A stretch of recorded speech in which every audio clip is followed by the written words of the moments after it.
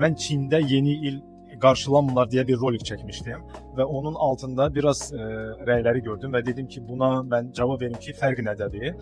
Fərq ondadır ki, sadəcə Çin ənənəsi olaraq ay təqvimi ilə yeni ili qeyd edirlər.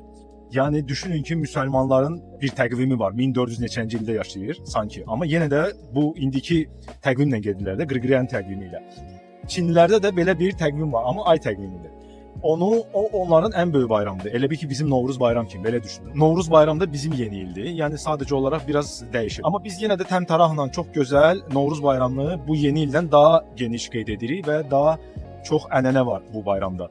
Çinlərə də həmçinin. Amma qeyd etməyi yenə qeyd edirlər. Hər yerdə Christmas-ı da qeyd edirlər. Yeni ili də qeyd edirlər ayrı-ayrı. Restoranlarda şənlik, fərdi şənliklər, insanlar bir-birini təbrik edir. Çinlilər bilirsiniz necə millətdir. Hər şeyə açıq millət, yeniliyə açıq millət. Qınamırlar, qeyd eləyəni qınamırlar, qeyd eləməyəni qınamırlar.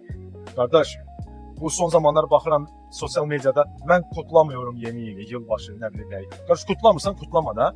Niyə səni incidir ki, kiminsə kutlamağı, kiminsə qeyd etməyi, belə deyə. Mən çünki Türkiyədə görürəm daha çox belə şeylər. Belə demagogluqlar çox var. Çinlər elə şeyə qarışmır. Qeyd eləyən eləyir, etməyən də etmir, heç kimi qınamır. Hər kəs öz işindədir. Mən onu dedim niyə görə? Dövlət səviyyəsində. Təşvəşanlıq, nə bilim. Amma bu ili baxarıq. Yeni ilinizi təbrik edirəm. Həmrəylik gününüzü təbrik edirəm. Növbəti ildə ən çox can sağlığı, ruzu bərəkət, sağ olun, görüşərik gələn ildə. Bay bay.